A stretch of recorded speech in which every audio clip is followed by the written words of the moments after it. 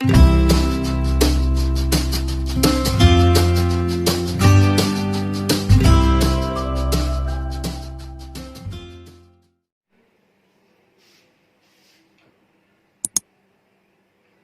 बच्चों, एक बार वापस मैं अपने चैनल में आप लोगों का वेलकम करती हूँ।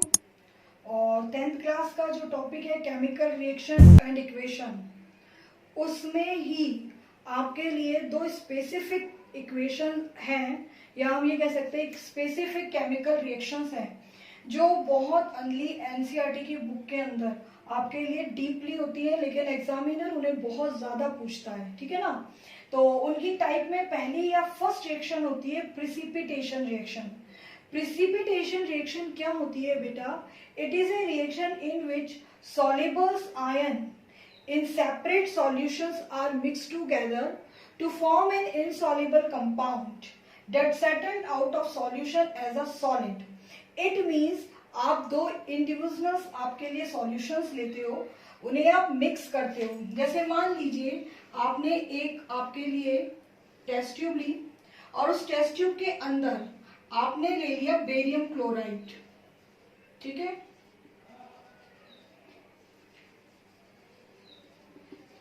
इस बेरियम क्लोराइड सॉल्यूशन लिया। अब आपने एक दूसरी टेस्ट, ये थी आपकी फर्स्ट टेस्ट ट्यूब। अब आपने लिया एक सेकेंड। अब इस सेकेंड टेस्ट ट्यूब के अंदर आपने ले लिया सल्फ्यूरिक एसिड।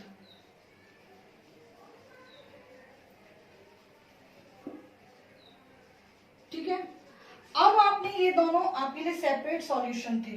अब आपने क्या करा, एक थर्ड टेस्ट ट्यूब ली। इस थर्ड टेस्ट ट्यूब के अंदर आपने इन दोनों को मिक्स कर दिया।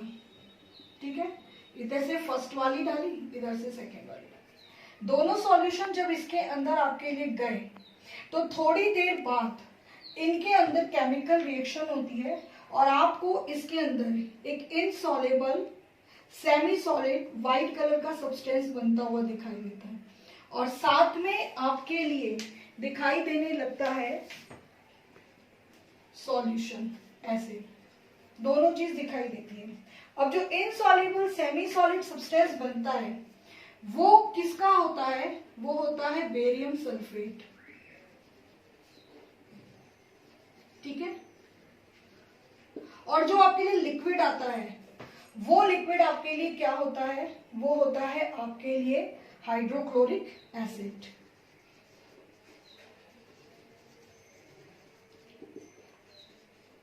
ठीक है, ये आपके लिए तैयार हुआ। यानी कि आपके लिए दो सेपरेट सॉल्यूशन को मैंने मिक्स करा, बट वो दोनों आपस में पूरी तरह से मिक्स नहीं हुए, complete they are not mix together, not form soluble solution, and they form to the special compound. This is related to the precipitate. So this reaction is belong to the precipitate chemical reaction.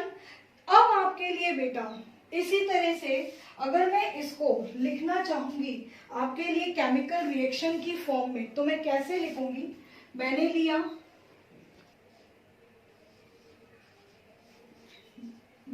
Barium chloride. ठीक है, आपको सबको फॉर्मूले पता है। इसमें मैंने डाला सल्फ्यूरिक एसिड। अब आपके लिए इसके अंदर जो बेरियम क्लोराइड था वो भी एक्वस सॉल्यूशन था, सल्फ्यूरिक एसिड भी एक्वस सॉल्यूशन था। लेकिन जब आपके लिए थोड़ी देर बाद केमिकल रिएक्शन हुई, आफ्टर केमिकल रिएक्शन आपके लिए बना बेरियम सल्फेट। ये किस फॉर्म में आया? सॉलिड। ये इनसॉल्युबल सेमी सॉलिड फॉर्म में था, इसलिए इसको हमने क्या कहा? पीपीटी यानी प्रिसिपिटेट। ये हमेशा बॉटम की तरफ सेटल्ड होएगा क्योंकि इस पर ग्रेविटी काम करेगी। अब ये कैसा है? आपके लिए नीचे आएगा, इसलिए एरो कैसा लगा दिया? नीचे। साथ में आपके लिए क्या चीज फॉर्म होगी? HCl फॉर्म होगा। तो इस अब HCl जो है वो किस फॉर्म के अंदर आएगा? अब इसी तरह का एक और एग्जांपल देखिए। सेकंड हम लेते हैं सिल्वर नाइट्रेट। ठीक है, हम लेंगे सिल्वर नाइट्रेट यानी AgNO3। जिसको ये फॉर्मूले नहीं आते हैं ना, वो मेरे 9 के फॉर्मूले मेकिंग वीडियो में देखेंगे। ठीक है, तो सिल्वर नाइट्रेट।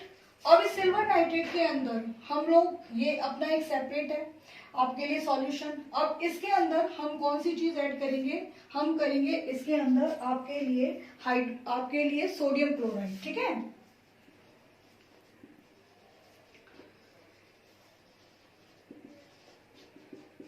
NaCl। अब आपके लिए वापस से इनमें केमिकल रिएक्शन हुई, केमिकल रिएक्शन होने के बाद आपके लिए बनेगा AgCl, यानी कि सिल्वर क्लोराइड। सिल्वर क्लोराइड के साथ आपके लिए जो दूसरा सब्सटेंस निकलेगा वो क्या निकलेगा, सोडियम नाइट्रेट। यानी कि इसमें जो AgCl है वो वही आपके लिए इनसॉल्युबल सॉलिड फॉर्म में आएगा, और इसी को हम लोग क्या कहेंगे, PPT, यानी प्रिसिपिटेट रिएक्शन। ये एग्जाम में सबसे ज्यादा पूछी जाती है, ठीक है। आपके लिए इसका आपके एनसीईआरटी के अंदर जो एक्टिविटी है वो एक्टिविटी मैंने आपको करवा दी, बेरियम क्लोराइड वाली। उसमें आपने डाला आपके लिए सल्फ्यूरिक एसिड, तो आपके लिए बेरियम सल्फेट का व्हाइट कलर का प्रिसिपिटेट आएगा। अगर आप सिल्वर क्लोराइड का डालोगे, जो सिल्वर आपके लिए पीपीटी बनेगा वो भी आपके लिए कैसा बनेगा, व्हाइट कलर का ही बनेगा। तो ये दोनों रिएक्शन किसकी कैटेगरी के अंदर आती है, प्रिसिपिटेशन रिएक्शन के अंदर। इसका एक सिंपल एग्जांपल अगर घर से हम लें तो हम क्या करते हैं, आपके लिए कंटेनर लेते हैं, उसके अंदर हम मिल्क डाल देते हैं। अब इस मिल्क के अंदर हम ऐड करते हैं लेमन जूस, ठीक है।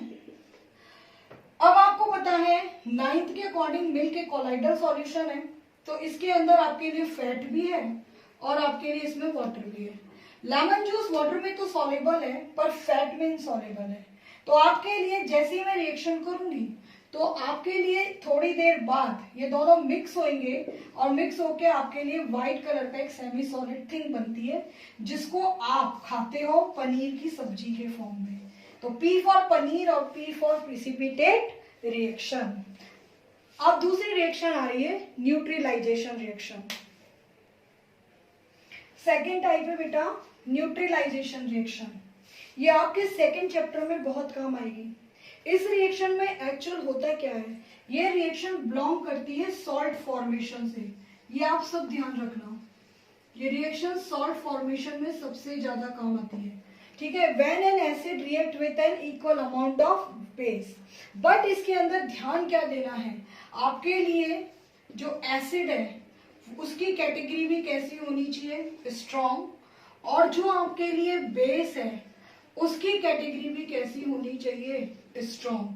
तब आपके लिए जो रिएक्शन होगी उसमें जो सॉल्ट बनेगा उसका नेचर कैसा होगा, न्यूट्रल सॉल्ट होगा। इसी तरीके से बट अगर स्ट्रेंथ ऑफ एसिड बेस की कंपेयर में ज्यादा हो गई तो सॉल्ट का नेचर कैसा आ जाएगा, आपके लिए एसिडिक। बेस की स्ट्रेंथ ज्यादा हो गई तो कैसा हो जाएगा, बेसिक।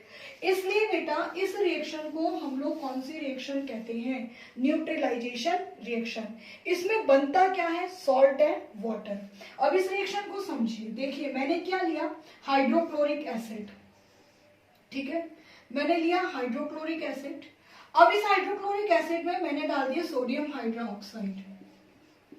अब आपके लिए क्या बनेगा, आपके लिए बनेगा सोडियम क्लोराइड यानी कॉमन सॉल्ट, और साथ में आपके लिए क्या निकलेगा, वाटर। अब इसमें देखो HCl एक आपके लिए स्ट्रॉन्ग एसिड, इसको आप बिल्कुल आप टच नहीं कर सकते। इसी तरह सोडियम हाइड्रोक्साइड एक स्ट्रॉन्ग बेस, बट इसका सॉल्ट कैसा बना, न्यूट्रल कॉमन सॉल्ट, जिसे आप हमेशा खाने के काम में लेते हो, ठीक है। इसी तरीके से मैं सेकंड देखती हूँ, आपने लिया सल्फ्यूरिक एसिड, ठीक है, और इस सल्फ्यूरिक एसिड के अंदर आपने डाल दिया पोटेशियम हाइड्रोक्साइड। अब ये हो गया स्ट्रॉन्ग एसिड, ये हो गया स्ट्रॉन्ग बेस। अब आपके लिए जो सॉल्ट बनेगा वो क्या बनेगा, पोटेशियम सल्फेट। ये कैसा होगा, न्यूट्रल सॉल्ट। और क्या फॉर्म होगा आपके साथ में फॉर्म होगा वाटर। तो इस तरीके से आपके लिए बहुत सारे रिएक्शन बनती है। इसी तरीके से मान लीजिए मैंने आपके लिए ले लिया हाइड्रोक्लोरिक एसिड और मैंने आपके लिए ले लिया KOH, तो आपके लिए क्या बनेगा, KCl और वाटर। इसमें भी इसका कैसा नेचर आएगा, आपके लिए न्यूट्रल। तो इस तरीके से ये रिएक्शन किसकी कैटेगरी में आती है, न्यूट्रलाइजेशन की कैटेगरी में आती है। अब इसमें एक इंपॉर्टेंट लाइन क्या है, इस रिएक्शन में हमेशा हीट निकलती है, इसलिए ये रिएक्शन किसकी कैटेगरी में भी होती है, एक्सोथर्मिक रिएक्शन की कैटेगरी में होती है। तो मेरी तरफ से आज आपका केमिकल रिएक्शन वाला चैप्टर कंप्लीट हो गया। ठीक है।